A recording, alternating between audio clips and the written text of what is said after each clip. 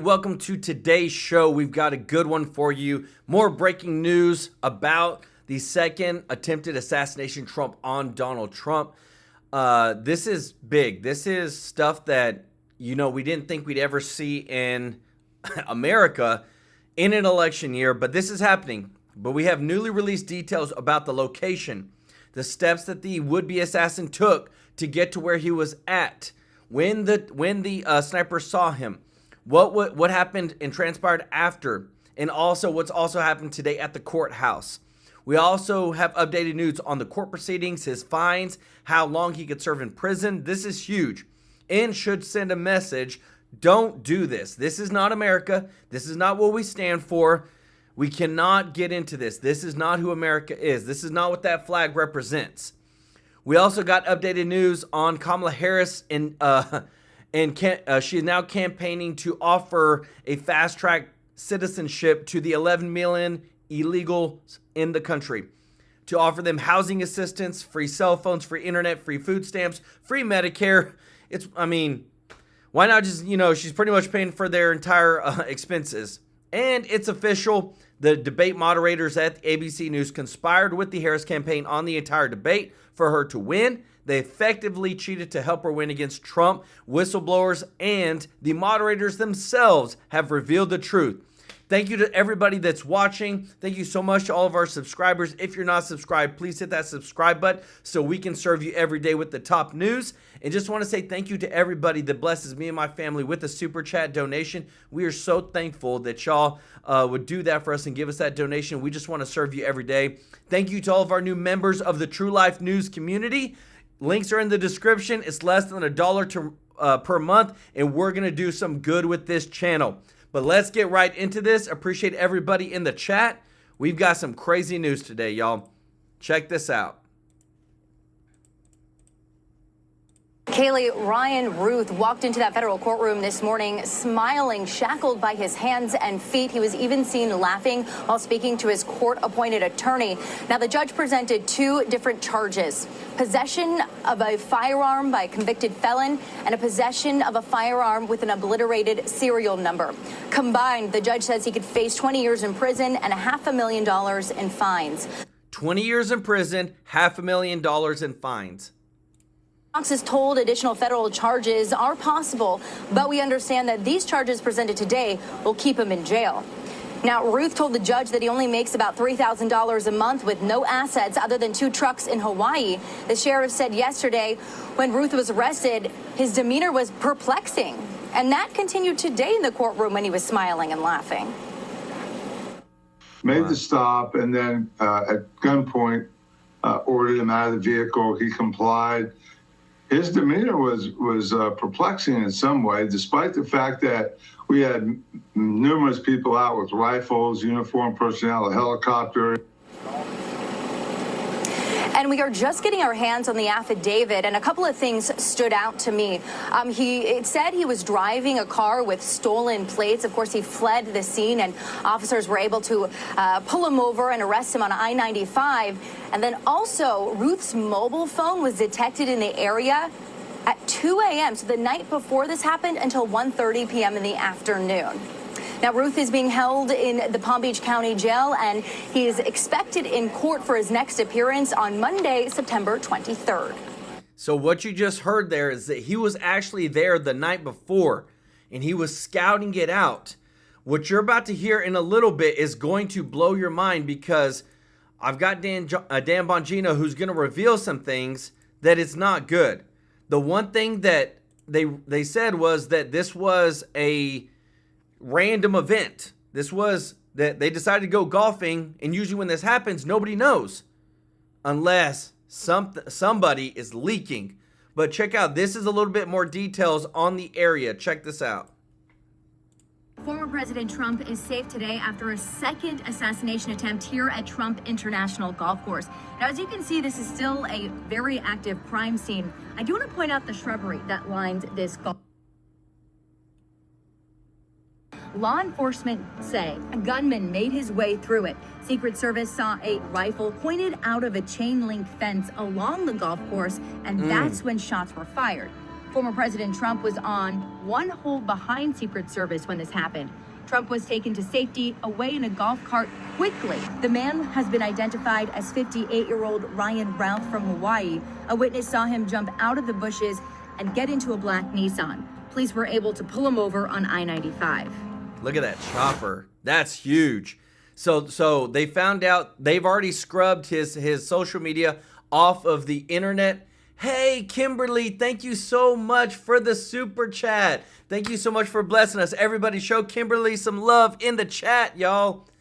So they found out that he's Democrat. He's very pro-Ukraine, very anti-Trump, and that his social media has already been scrubbed. But there's videos that we're going to show you of the actual scrubbing in just a moment. But I want you to hear about the thoughts behind what the heck is actually going on. And this is deep, y'all. Be ready. I have to ask you all a really troubling question now that I promise you 10 years ago, I would have called myself nuts for asking this. Is there a mole inside the DHS or Secret Service? This is huge. Folks, I'm telling you, 10 years ago, I would have said, Dan, to myself, my future self, you're nuts. I had a number of whistleblowers reach out to me last night asking this exact question. We know for a fact that foreign nationals have used social engineering to ingratiate themselves with Secret Service agents. We showed the story on the show a couple weeks ago. The fake DHS agents, if you guys can pull that up, the fake DHS agents who made friends with the bunch of agents in the Secret Service turned out to be foreign nationals. They got arrested. If you can find the story, I'm sorry. We put it up last week, but you know the story. If we can get it, we can get it. Again, I'm sorry about the sniffles. My apologies, folks. I know it's annoying. I just have a little bit of allergy issues today, and I know that's irritating. So forgive me. We know people have tried to socially engineer their way to get access to the Secret Service. Mm-hmm. Is there a mole? Why would I bring that up? Folks, what happened yesterday in Secret Service jargon, the movement to the golf course, Donald Trump going to play golf at the golf course, is what we call an OTR. It stands for an off-the-record movement, meaning it's not on the official schedule, meaning very few people have access to it.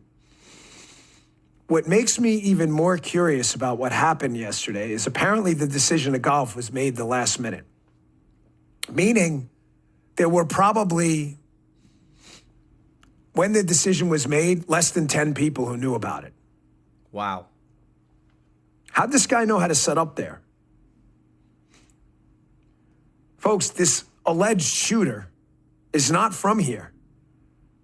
When I say here, I only live about 20 miles away from where this, maybe 30 miles away from where this golf course is. I've been there. I know it. The subject was arrested by our sheriff in Martin County, Bill Snyder. And this is the type of insight that you're not going to see on the mainstream media. That's why I bring it to you here on True Life News, is because this is the stuff you need to hear. This is the truth. Guys who are awesome. So when you hear Martin County, that's where I live. I know this area as well as anyone. Guy's lived here a while too. We were talking about it this morning. Nobody knows this better than us. He was not from here. Yeah. Maybe at the end of that, but he was not from here. How did he know how to set up and where to set up and that Trump was going to be there? Exactly. Folks, the mole may not be a foreign national themselves. I don't want you to think Jason Bourne stuff. Don't overcomplicate what doesn't need to be overcomplicated. Is there a honeypot trap going on in the Secret Service? Is there a guy or a woman in the Secret Service having a relationship with someone who is not who they say they are? The Iranians have been running these traps in Israel and elsewhere. The Iranians who want to kill President Trump and have a documented multi-year history of trying to get a long-range sniper threat against President Trump. Folks, how do we know that there's not some kind of honeypot trap and that some agent or some DHS personnel, someone who has to be notified, is not in a relationship with someone? This is huge. It is time to start asking serious questions. The hack propagandist media, which has already forgotten about Donald Trump being shot in the head just a couple months ago, absolutely refuses to ask, but I'm going to ask it. There was an incident when I was there in training, and I'm telling you, the quality control here when it comes to spy stuff. Hey, forget that story for a minute. Pull this one up. Pull the one up. Me and the guy in the Moscow thing, the spy, the Moscow. But just put in Secret Service spy, Russian Embassy, Moscow. I want to show you something I was involved in. The quality control, once you get on the job, ladies and gentlemen, is not there. No. If there was an agent who has been infiltrated and compromised, folks, it is almost impossible that the Secret Service would know. Here, thank you. Put that up on the screen. I'm going to tell you this story again. Media people, get your mother pens out. I was there. Look at this story in The Guardian from 2018. Suspected Russian spy found working at the U.S. Embassy in Moscow. Ladies and gentlemen, I know this spy personally. Why? Because we outed her. How, Dan, in 2018? You left the job in 2011. Exactly. I'm telling you. How did you out her? Because I was in Moscow. It's damn right. I was in Moscow in 2005 with this spy. And we sent an email to people in power on a temporary assignment to Moscow. This woman's a freaking spy. The email's out there. Someone should FOIA it. And you know what they told us? Keep your mouth shut. She's not a spy. We're working with her. Trust us. She's a spy. That's our story. Wow. Oh, you think I'm making it up? Media people, Dan Arkin, grow a pair of balls. FOIA the Secret Service for any emails sent about the Moscow embassy and the woman working in there. Her name was Anna. Around that time. You'll see I'm right. No one wants to ask this question. Has the Secret Service been compromised? How did he know to set up there, folks? Do you want to know how OTRs work? Again, media folks, take notes. This is super important.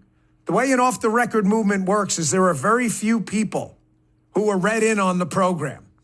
The reason being, the old way of securing an off-the-record movement in contrast to a scheduled. So let me give you an example so I'm not talking in jargon.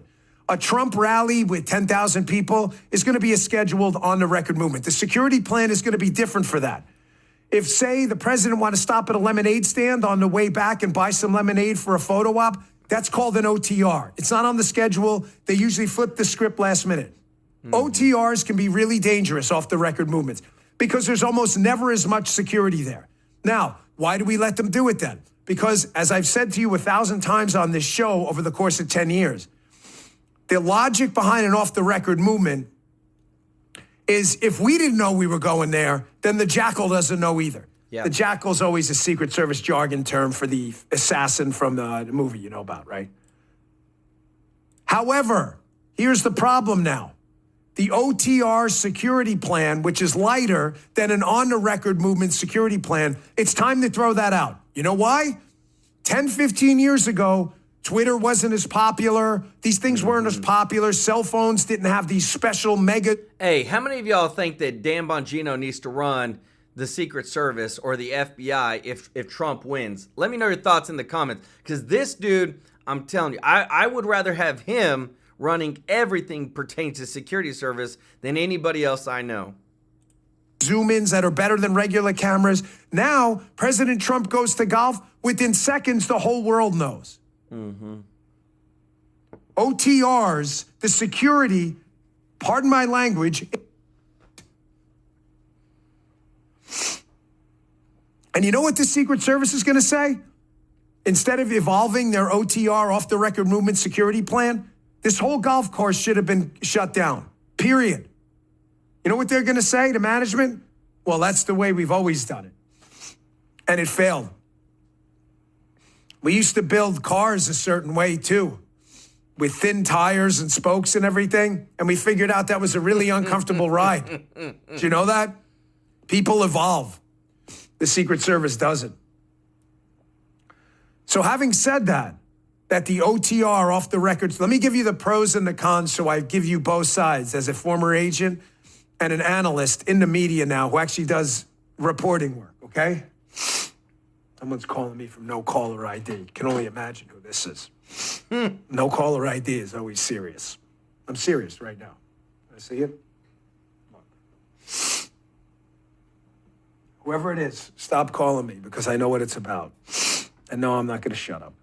Wow. Let me give you both sides of this. Hey, did you just... This is how real Dan Bongino is. He don't care. He calls it out. But that's why he runs his own show. He has his own network so that he can do what he feels is right, representing that flag right there. And y'all just wait. True Life News is going to come out with our own America merch, and we're going to give it to y'all. Check it out. This guy is just some lunatic, the alleged shooter here. Say he's just some crazy person, okay? No connections to anyone.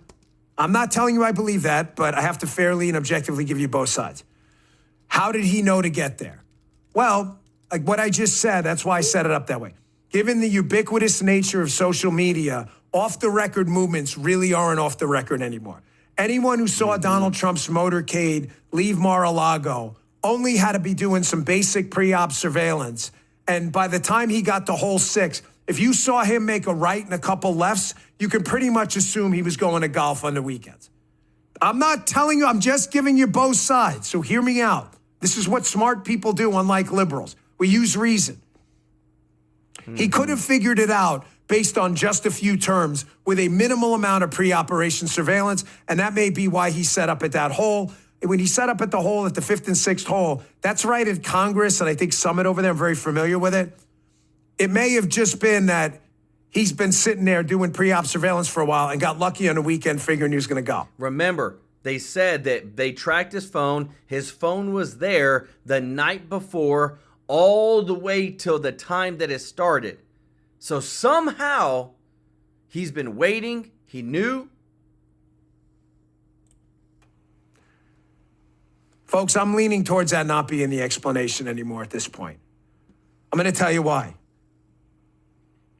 This guy, I think, was connected to some larger network. And I think there may be some mole here. I could be wrong later, but I'm giving you both sides of it. He's not from here. That's a big part. This guy is not from this area. Yeah, he's from Hawaii. It's really weird that he would come in here and know exactly that spot and have a good vibe that he was not going to be detected in any kind of pre-operation surveillance by the Secret Service. Was he tipped off that he was going to be there? Is there a state actor involved? Are the Iranians involved somehow? I don't know. But the media, it's their job, and they won't do it, to be asking questions right now. Let me tell you this, that right now, it's so bad with the Secret Service and not being able to tell when things are going to happen, when things are going to transpire, that they are now moving to bringing in some ex-FBI directors, assistants, things like that, to bring forth what the heck is going on right now. That's how bad it is. Check this out, because this, right now, we can't keep continuing to move forward like this. They got too close. Guns were pointed, shots were fired. It's just too dang close to continue moving forward. So listen to this. Ex-FBI assistant director giving his thoughts, but also too, they're also bringing him in on the entire steps of moving forward. Joining me now is former FBI assistant director, agent, and attorney Chris Schwecker. Chris, thanks very much for being here. Your reaction? Morning. Yeah, I think maybe the increased scrutiny of the Secret Service and the embarrassment from the last assassination attempt may have saved his life, because they were proactive this time. They didn't hesitate, and they took the shot. So, you know, that's the positive thing here. I want to know how that person knew to be there at that golf hole at that time that day. He's either surveilling Donald Trump, or he received some inside information. That's pretty sinister if that's the case, because that implicates a third party, either wittingly or unwittingly. Wow. And okay, what kind of questions do you want to ask to get to those answers? I mean, we're all asking how it's possible that he can get so close to Trump. But even worse was the Butler closeness, right? We're talking about 100-plus yards, now 500 yards. So how is it possible that the perimeter of the golf course yesterday was not secure? Yeah, I mean, we have a live suspect now, so we may be in a position to get some answers. If he's talking, he may have lawyered up already. But, you know, as you know, I think the Secret Service agent that took the shot did a good job. But I'm wondering why they were not walking that fence line in that perimeter. I mean, to just stay on the golf course doesn't seem to be. And in this case, they were effective in neutralizing the threat. But you know, when you have that type of hedgerow lining a fence like that, so close to public property and highways and streets, you would think they would have someone actually walking that fence line. So, you know, there's going to be more answers in this case. So what you just heard there, look at the hole. Look how close it is to the side, the hedge line. Again, more levels of incompetency that are just showing themselves of not being able to protect the former president, who we already know has already been targeted twice. This is the third time now. Now this time they actually got shots off, but this just keeps telling us what the heck's going on. And is there something else behind the scenes, like Dan Bongino said, that needs to be discovered? And I think they're going to come a little bit quicker, although there is a prosecution to protect now. Yeah. Chris, how impactful is all this negative rhetoric constantly coming out of the Democrat Party?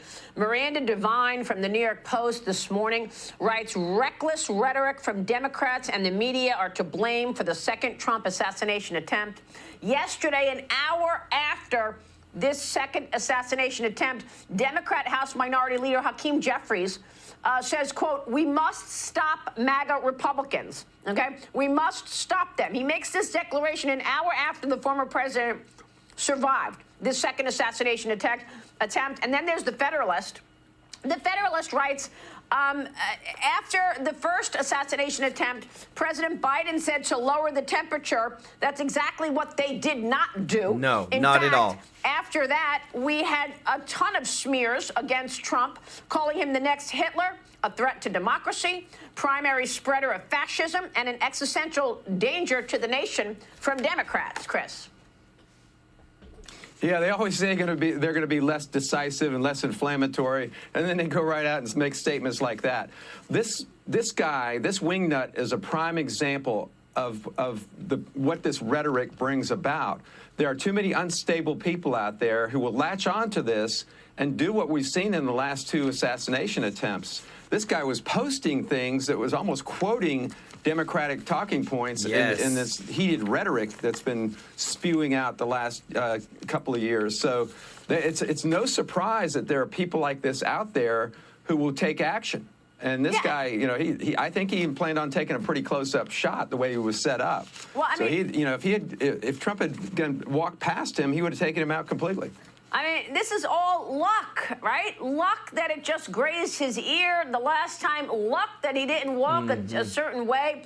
We're talking about leading Democrats with this rhetoric, but it's not just Democrat officials, it's the media. The New York Times came out with a headline using a Nazi slogan when referring to J.D. Vance's immigration stance, writing this, J.D. Vance's blood and soil nationalism finds its target. The Trump-Vance campaign denounced the opinion piece, warning that it could cause real-world violence just before yesterday's attack. The New York Times has since updated the headline to simply say, shouldn't J.D. Vance represent all of Ohio, Chris? I mean, give me a break. Yeah, it's criminal. this rhetoric has got to stop. I mean, this is the second assassination attempt. We got the Iranians after Donald Trump. I mean, it's just too much. It's time to stop. And you know, they'll have blood on their hands before it's all over with, and then they'll be, you know, well, I'll stop there. Yeah. You want to hear, because I've curated some videos because, and I have just, this is insane what you're about to hear, because this is exactly what is driving this crazy, to me, this crazy actions. Listen to this. Oh, let me refresh.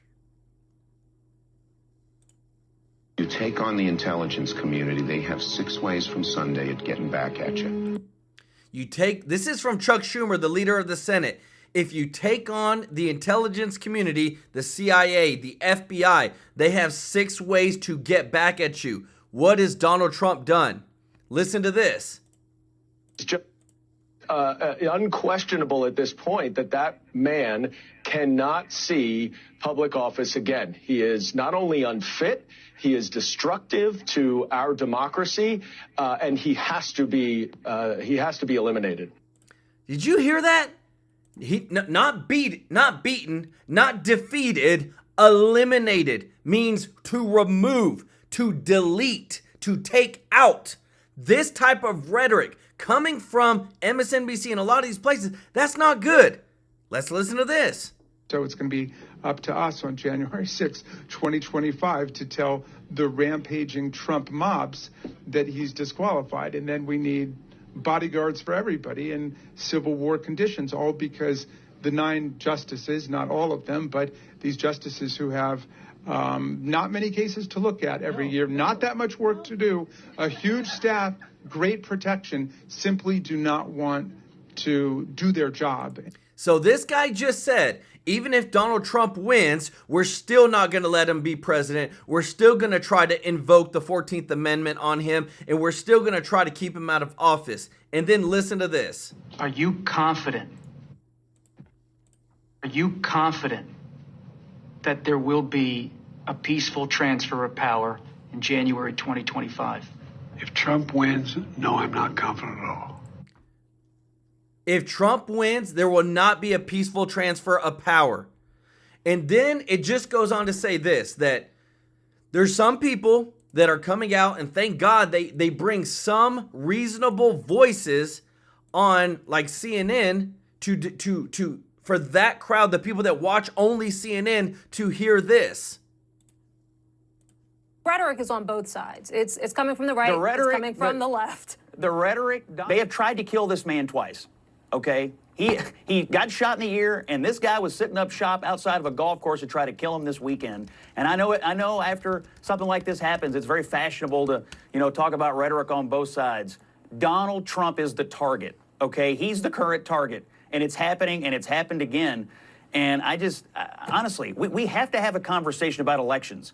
If you lose an election, the country's not going to come to an end, okay? What I want Democrats to do, honestly, is to say, it's okay. Like, if Donald Trump wins, democracy will not end, the Constitution will not end, we're not going to live in a dictatorship, there will not be a bloodbath. All the things they say that are totally fabricated, to me, it would be a good day to stop doing that.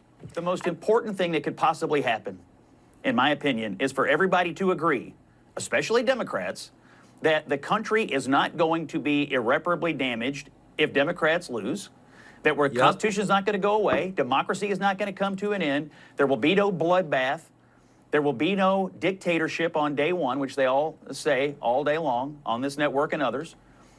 If everyone could just agree that that kind of hyperbolic statement will not take place anymore and that it's not been true every time it's been said, that would be a step in the right direction. And I know everybody's talking today about all the rhetoric in this country and what are we going to do to fix it going forward. Folks, it's too late. It's too late, in my opinion, because all the rhetoric about Donald Trump over the last several years, that he's a threat to democracy, that the country will come to an end if he gets elected president again. Even over the weekend, we have people blaming him and J.D. Vance for a bomb threat in Springfield. Well, if you have believed that over the weekend, then how can you not believe that the rhetoric leading up to today is not somehow responsible for the fact that this man has now survived 2 assassination attempts? So what I want Democrats to do, honestly, is to say, it's okay. Like, if Donald Trump wins, democracy will not end, the Constitution will not end, we're not going to live in a dictatorship, there will not be a bloodbath. So this is good that we need this, because if all it takes is one person. That's the sad part. When you got a country, there's 332 million people. I'm going to say that again. There's 332 million people in America. So if you take the percentage that all it takes is one person, you know what the percentage is? If just one person, this is the statistics. 0.000000003% chance for just one person to act crazy and go do what they did out of 332 million people. But the more and more that you do stuff like this, the more that it adds fuel to the fire. But listen to this, because Dan Bongino 100% called it out. Check this out. Mr. Bongino, in your opinion, is the Secret Service in a better spot today with Director Rowe in charge? No, it's worse. And sadly, I'm glad this is all being recorded, because when something else happens, and I hope it doesn't, I pray to my Lord and Savior, Jesus Christ, that I'm wrong. That you play this and go, look, that guy was crazy. You think this is the last incident, you're out of your mind. We have seen these incidents over and over. Totally called it. The Georgia grenade incident with President Bush, they overtook the magnetometers. The Secret Service leadership in charge now with the exact same people. Exact same. Can you imagine a C-suite at a company that makes widgets? We find out that there's a design defect. The widget explodes and kills 10 people, and the CTO gets a promotion to CEO. You understand that's what happened here, correct? These are the same people. Kim Cheadle, the director, wasn't even fired. She was allowed to resign. She'll go get some cushy job somewhere, and her deputy, who is one of the guys behind these stupid waste of time things like agents wearing red ties on the detail. Because this actually happened, by the way. These people will tell you this under oath if you get the right people. He was concerned about the tie color of the agents on the detail because it seemed to imply he supported President Trump. Congressman Biggs wearing a red tie. You're wearing a semi-red tie. It has nothing to do with anything. This is the kind of stuff the Secret Service was actually wasting their time with while withholding CSU counter surveillance assets and counter sniper assets from probably the most. If you can explain it, good luck, because that's not the agency I worked for. And that's the thing. I'm just telling you, I hope that, they've already talked about it. Trump, Dan Bongino they've said that there's been talks about it, but I would love to see Dan Bongino take over the Secret Service, do what needs to be done, forget all the stuff that they've done before, and make sure that these people are protected. And I'm talking about Biden. I'm talking about Kamala Harris. I'm talking about previous Obama. They are our elected officials. And even though we may not agree with them and we may not like them on what they've done, they still are the elected officials of the United States, and they need to be protected just as much as Donald Trump needs to be protected. But now we have Mike Johnson, the Speaker of the House, who's now come. He's spoken with Donald Trump. Now they want to make some changes moving forward. So check this out. Meanwhile, House Speaker Mike Johnson posting this photo from Mar-a-Lago yesterday, where he visited with Donald Trump right after the second assassination attempt at his golf course nearby. Speaker Johnson joins us now to react. Mr. Speaker, did you think maybe your meeting was going to be canceled when you heard about the shooting? And what demeanor how would you describe the president when you got to him? Yeah, thanks, Brian. Thanks for having me. My wife Kelly and I were on the way to Mar-a-Lago when the shooting occurred, and so we were delayed a little bit because they shut down all the traffic, but then we arrived there about the time that President Trump did. We spent about 3 hours with him.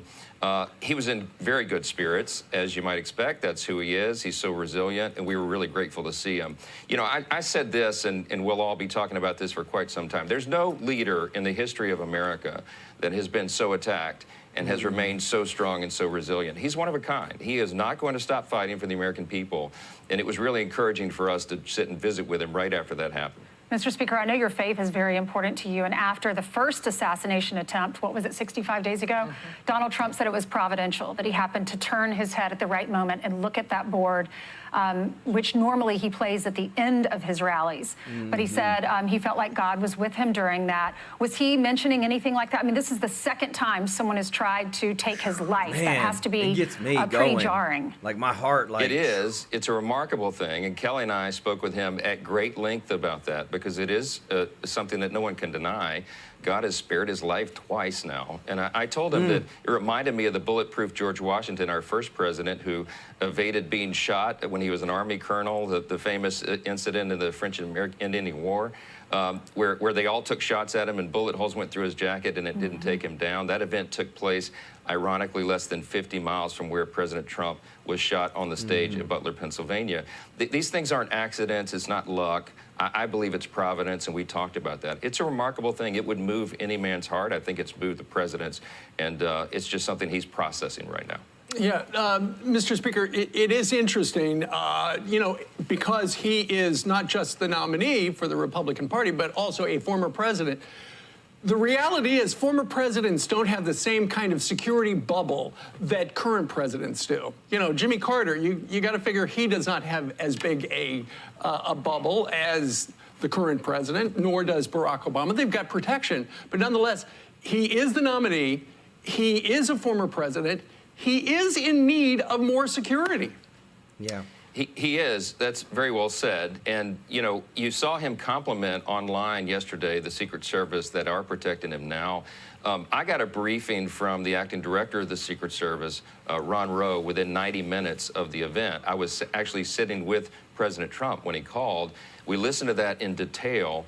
And what I understand happened is that those agents that were with him yesterday saw that barrel of that gun between the bushes on a golf course. I mean, you know, that's a difficult thing to spot. Right. Thankfully, they did. But unlike in Butler, they did not pause. They immediately pulled their weapons and fired. I think that's why this guy, the suspect, the shooter, threw the gun in the bushes and ran.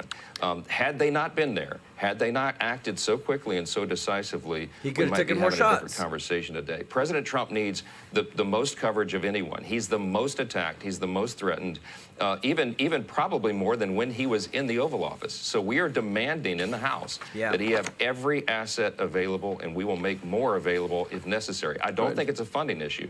I think it's a manpower allocation. Couple of things. And just so you know, so they asked Biden today, hey, what do you think needs to happen? What do you think needs to be done? He said they need more personnel. They need to, we need to get them more money, more funding to make sure that he's protected. Like, so hey, give credit where credit is due. I'm glad he said that, but that is 100% true. And I'm glad that the Speaker of the House is going to be pushing forward with making sure that he has the highest level of detail possible. Number one, Lindsey Graham brought up yesterday, it's time to spin off the Secret Service where it was. Back to Treasury, got more attention, was able to focus. It's swallowed up by Homeland Security. Number two, to get to the higher levels of Secret Service, you need a college education. We got Navy SEALs coming back at 31 years old, like who are ready to go, and they're out of the military. And yet, if they don't have that college degree, they're not able to guard the president. Can we make some adjustments into the people that can get into those ranks? Brian, desperate times call for desperate measures. We will look at all those things. As you know, I put together a task force in the immediate wake of the Butler, Pennsylvania, the shocking failures, lapses in security there. There are hearings coming up this month for that. That's task force, and of course the Senate has its own Homeland Security Committee looking into it as well. There's going to be reports and recommendations coming forward, and Congress will act swiftly. We need accountability. We must demand that this job is being done. I think there are some really patriotic, great people working in the Secret Service, but it's the leadership. We have no faith. I have no faith in Secretary Mayorkas, Department of Homeland Security. He's an abject failure. We impeached him in the House, as you know, but Chuck Schumer made it die in the Senate. So we've got to get accountability. We're working on it every day, and President Trump deserves every measure of that. Mr. Speaker, what's the latest for Pennsylvania State Police? I know that today's the deadline for them to produce these records and updates about that assassination attempt 65 days ago in Butler. What's the latest? Are they working with you? Are they cooperating? And what do you expect? They are. We expect them to turn over the evidence. I'll be shocked if they don't, and we'll take appropriate action. But it takes some time to do a deliberate investigation. There will be hearings, I think, not this week, but next in our task force, and a report due by the end of that same week. And so more and more of these answers will be coming out. The final report due shortly thereafter. So good work is being done. There's some extraordinary members of Congress working on it around the clock, and we have to do that. It's the top priority, a top priority for the American people. Indeed. And in fact, we were just speaking to one of the task force members. They're going to ask for a briefing on what happened yesterday in West Palm Beach as soon as, 9 o'clock when they can do that. One of the things, Mr. Speaker, going forward, though, is that as this investigation has been handed over to the FBI, it sounds like the locals are going to press charges just to hold the guy. But Ron DeSantis, the governor of the great state of Florida, came out yesterday and he said, people need to know the truth. So we're going to do our own investigation because he wants to know, how did this guy get within 500 yards of the former president and the current nominee? Do you think that's a good idea? Yeah, sure. It's a great question. We all need to investigate it, local, state, feds, whatever's necessary. Look, I think what happened is on a golf course, it's a lot of area to cover. Yeah. From what I understand and what President Trump understands, they were ahead of him 2 holes. There were drones being used over the course. Mm-hmm. That was not the case in Butler, Pennsylvania. I mean, obviously, some improvements are being made. And thankfully, they were at least 2 holes ahead, and they spotted that barrel through the bushes, which is a remarkable thing. Again, I think it's providential, but that's what happened. We'll be looking into all the details of it. Look, we got the Secret Service's attention. I think they're devoting every asset, but we're going to make absolutely sure that's true. Lastly, separate note. We know the Democrats have outraged, especially since Vice President Harris got the nomination. And they say, well, Trump could overcome that, but down ballot's going to pay the price. You got 30 seats up for contention. We watched Congressman Gonzalez over the weekend, or last weekend, come out and say, I think we're going to lose the House. Where is the race?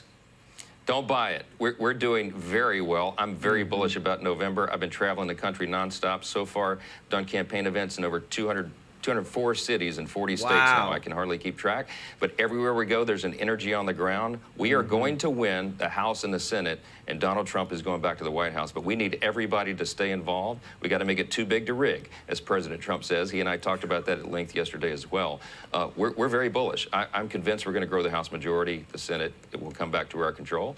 And President Trump's getting another term, and we'll fix this country. We can't wait. That bothers me. Like, as much, like, it bothers me that it literally has to be said too big to rig.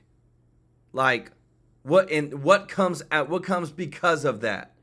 Because right now what you're about to see is the reason why. Kamala Harris is trying to fast track 11 million illegal immigrants to citizenship. Her and Biden, they're trying to get them as votes. They're already giving them a lot of support, housing assistance, free cell phones, internet, food stamps, Medicare, things like that. And it just bothers me because it's like, put the focus on American citizens, please. Why does it seem like Democrats are stepping over American citizens to give to the illegals? Let me know in the comments, because to me, it's all because of a vote. But check this out. In New York. And the latest is that these hatchet-wielding, hard-partying migrants have taken over a Texas hotel. We saw those horrible pictures in Colorado 2 weeks ago where this Venezuelan gang took over that apartment complex. You see that at the bottom? Harris backs earned pathway to citizenship for millions of migrants living in the U.S. illegally. We know they're there. We know they're illegal. They broke the law. But yet, they're not doing their job to protect the American people and make sure that these people are supposed to be here the right way. They're doing the same, or efforting to do the same, in Texas right now. What do you want to see in terms of the border? Because now Kamala Harris is promising to actually make a difference on the border, despite the fact she's done nothing about it in the last 3.5 years. Yeah, Maria, Kamala Harris promising to secure our border is like O.J. Simpson promising to find the real killer. We have a wide open border because of Kamala Harris and Joe Biden. She's the one that promised in her first campaign for president that she would decriminalize illegal immigration, that she would grant a mass amnesty, that she would give illegal aliens health care at taxpayer expense. But look what we have under Joe Biden and Kamala Harris with this wide open border.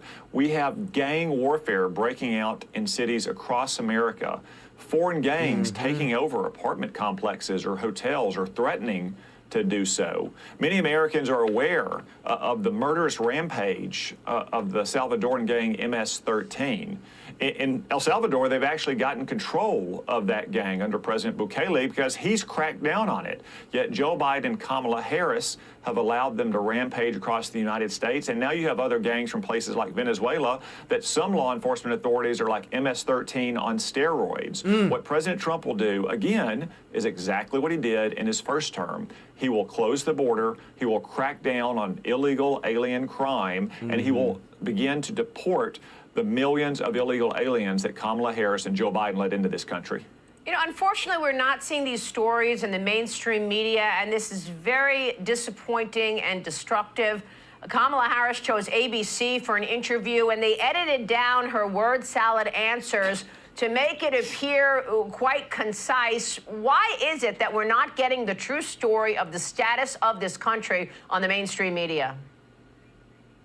Well, the mainstream media is fully in the tank for Kamala Harris. They are totally united behind trying to stop Donald Trump from returning to the White House. Kamala Harris has a radical ideological record that she doesn't want to talk about, to the extent she says anything, like she now wants to secure the border, or she now supports fracking for oil and gas. It's not a flip-flop. It's not a shifted position. It's a lie, and the media goes along with it. Look at what's happened in the situation in Springfield, Ohio, Maria. You had a town of about 58,000 Americans, and 20,000 Haitian migrants have flooded into that town in recent years. Ooh. You don't have to think that they're all bad people. You don't have to think that most of them are bad people to understand the severe strain it puts on the community of Springfield. You got Haitians who don't know how to drive causing accidents all around the roads of Springfield. Yeah, they're that's flooding crazy. emergency rooms and community health centers. So if your kid breaks his arm, good luck trying to find a doctor. The local schools have had to spend more than $400,000 on Haitian Creole translation services alone, money that could have gone for American citizens who wanted new uniforms for the football team, or needed a new playground at the elementary, or needed more bus transportation for the band. These are all entirely legitimate concerns that the people of Springfield have been pleading with their elected leaders in Washington to address. And what does the media want to do? The media wants to attack them, wants to tar them as racists and bigoted and nativists because of reports that Haitians have also been killing ducks or geese from the city pond. Credible, first-hand reports that should be investigated. I don't know if they're true or not, but they shouldn't be used to dismiss all the other very legitimate concerns that the citizens of Springfield have about the illegal immigration that Joe Biden and Kamala Harris have unleashed on this country. Yeah, and it's an important point. We're looking to confirm all of that as well. Senator, it's great to have you this morning. That's so sad. Like, I can't imagine. Just think about it. More than a third of the population within a year or two is now these immigrants that live completely different lives. They're not, it's just I just think about the infrastructure on a city you can't handle that quickly of an influx, you know, and that's something that's not being addressed. I got something real special for you, because I'll tell you what, this is what you're about to see is what J.D. Vance has done on live television, and what I feel like Trump is about to do with his dream team, because this is exactly what we need. Check this out. These calls from the constituents, and they're telling me this stuff is happening. Dana, would you like to ask me questions and then let me answer them, or would you like to debate me on these topics? I noticed that when you had Kamala Harris and Tim Walz, you gave them multiple choice answers to the questions that you asked, and you allowed them to answer the questions. I'm happy to be here to talk about policy, but if you're going to interrupt me every single time that I open my mouth, then why am I even doing this? So please ask a question, and I'd ask you to be polite enough to let me answer.